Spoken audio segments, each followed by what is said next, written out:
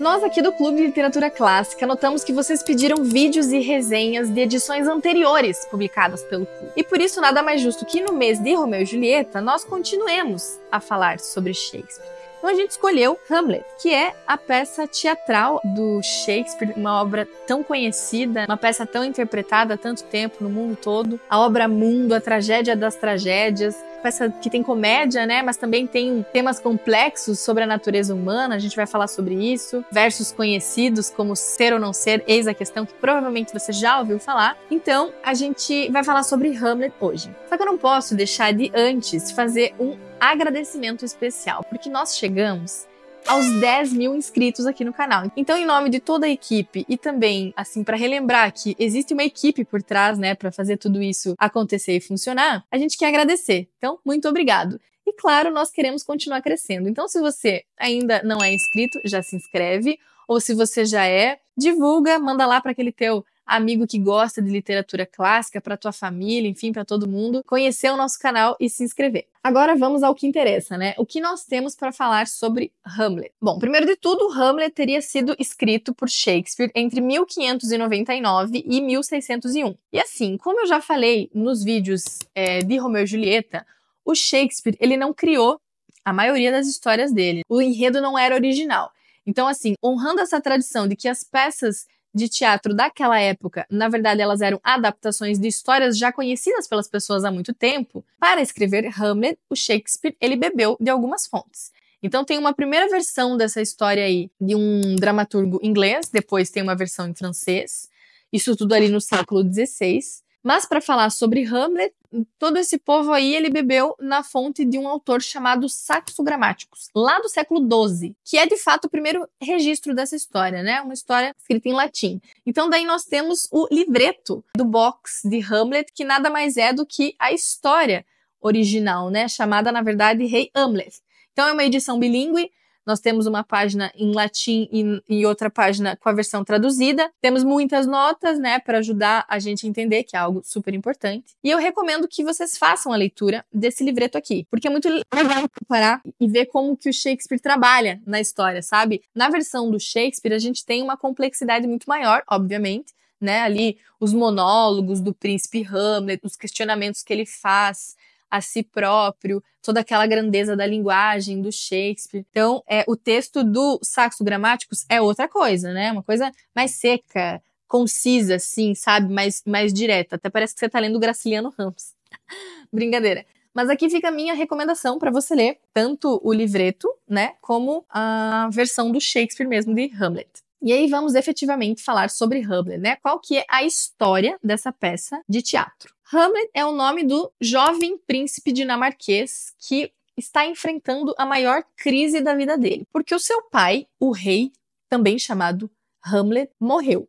E ele morreu de um jeito assim misterioso, porque a coroa passou da noite pro dia pro tio Cláudio, né, o tio do príncipe Hamlet, pro irmão do rei. E esse tio se casou também da noite pro dia com a mãe do príncipe Hamlet, com a rainha viúva Gertrudes. Ou seja, tudo aconteceu muito rápido.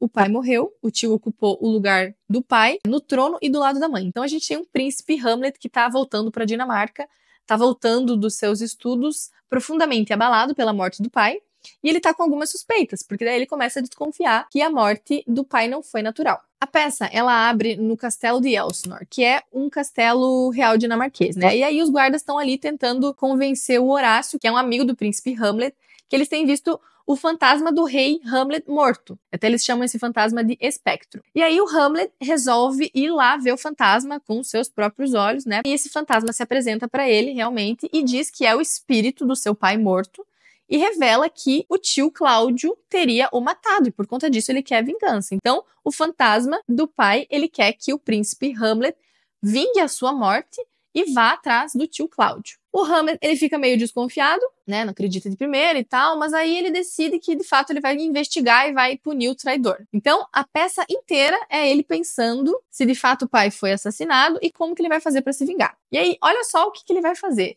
Ele tem a ideia brilhante de se fingir de louco. Ele acha que, né, se ele se mostrar como uma pessoa que enlouqueceu, isso facilitaria a forma como ele pudesse descobrir, né, quem teria matado o pai, sem levantar nenhuma suspeita. Só que aí a corte, nessa altura, já tá todo mundo assim, tentando descobrir, né, se ele realmente enlouqueceu mesmo. Então, o Polônio, que é o conselheiro do rei, ele começa a investigar, né, e tentar descobrir se o Hamlet ficou louco ou não. O rei Cláudio e a mãe do Hamlet, a Gertrudes, eles também estão preocupados, né, com esse comportamento errático aí do Hamlet.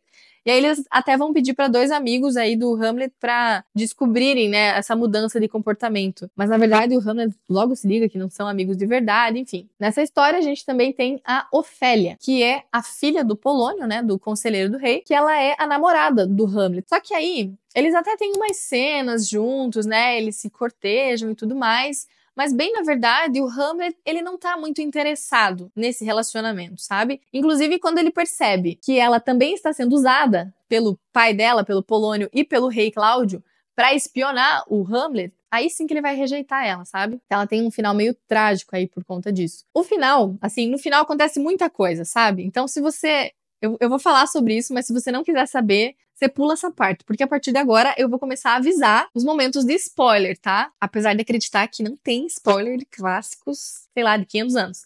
Mas enfim, fato é que da metade pra frente as coisas vão se desenrolando assim de uma forma implacável, é tudo muito rápido, né? O clímax é de fato no final. Então a gente tem a morte da Ofélia, a namorada do Hamlet, que ela vai se afogar num rio e morrer.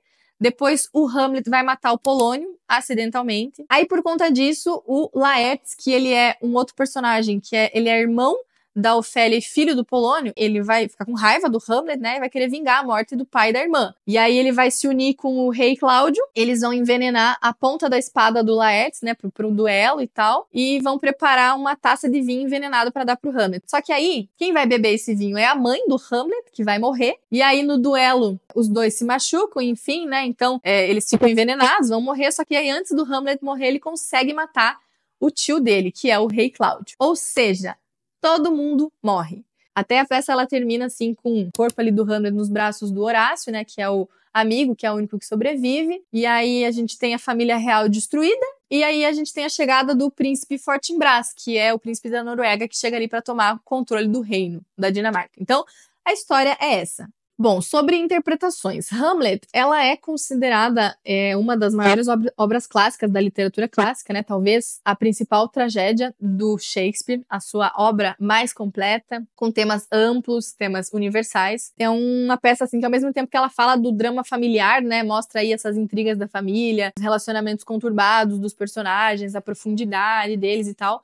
Ela também reflete o drama da própria Dinamarca, né? Que é onde se passa a história. Embora, na minha opinião, isso fique em segundo plano. Tem até uma frase muito famosa aqui dessa peça, que é: há algo de podre no reino da Dinamarca. Essa frase ela é bem conhecida, ela é dita pelo Marcelo, que é uma personagem.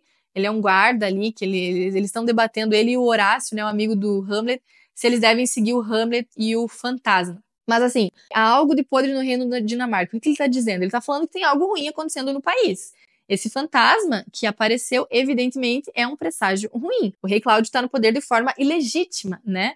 Então, o país está caminhando para uma direção errada. Então, faz essa alusão aí à corrupção política e uma administração injusta. Outra coisa que faz essa peça ser tão grandiosa, além do fato dela ser realmente muito longa, né?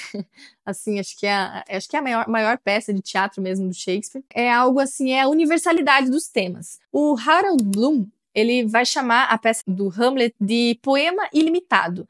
Tanto pelo aspecto estrutural da peça, mas também pela própria essência, sabe? Isso que ela tem de produzir nos leitores uma série de interpretações. Que é como se você, toda vez que você lesse Hamlet, você tirasse algo novo e você nunca esvaziasse, sabe, o significado. Então, Hamlet vai falar sobre o ser humano, vai falar sobre as suas dúvidas, os seus desejos, sobre as suas ações ou impossibilidade de agir diante das dificuldades da vida. Então não é à toa que tanta gente importante, tipo Freud, Lacan, Nietzsche, estudou, né, essa peça e extraiu muita coisa dali. É uma peça que ela toca na profundidade da alma humana mesmo, né? O ser humano como um ser individual. Você até consegue perceber que o príncipe Hamlet, ele é voltado para a sua própria consciência. Ele tem consciência de tudo que está acontecendo ali ao redor dele, né? Da maldade das pessoas. Ele sabe que o tio assassinou o próprio irmão para tomar o seu lugar. Ele sabe que os seus amigos não são confiáveis. Ele se finge de louco. Então, ele é consciente das injustiças que estão acontecendo.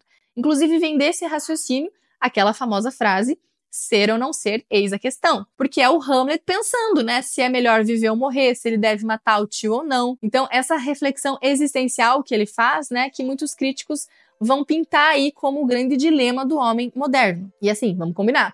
Se tem uma coisa que o Hamlet faz nessa peça é pensar, né? Ele passa a peça inteira pensando o que ele vai fazer, e aí no final todo mundo morre, né? Mas enfim, na minha opinião, é uma das obras clássicas que você menos precisa ter conhecimento, assim, do contexto histórico, do contexto político, informações sobre a vida, né, de quem escreveu e tal, para você entender. Porque é um texto que ele meio que fala com você, sabe? Primeiro que você se encanta com a beleza mesmo da linguagem do Shakespeare, né? Segundo, porque você consegue refletir sobre esses temas, sem necessariamente ter conhecimento de opiniões de outras pessoas ou informações sobre o contexto histórico que a peça está inserida. Essa edição aqui de Hamlet do Clube, ela tá incrível porque é uma edição bilíngue, tem notas, né, como sempre, elucidativas, que trazem curiosidades, trazem significados, então é uma super experiência mesmo fazer a leitura dessa peça nessa edição aqui. Eu quero fazer um pedido para vocês. Eu quero que vocês deixem aqui nos comentários qual é a obra já publicada pelo clube que vocês querem resenha aqui no YouTube. A gente está sempre de olho nos comentários, tentando, né, na medida do possível, atender os pedidos de vocês. Então, contem aqui pra gente o que vocês gostariam de ver. E também compartilhem esse vídeo aí com seus amigos. Já se inscreve no canal e não se esquece de deixar o seu like. Beleza? Desejo a vocês uma ótima leitura e até o próximo vídeo.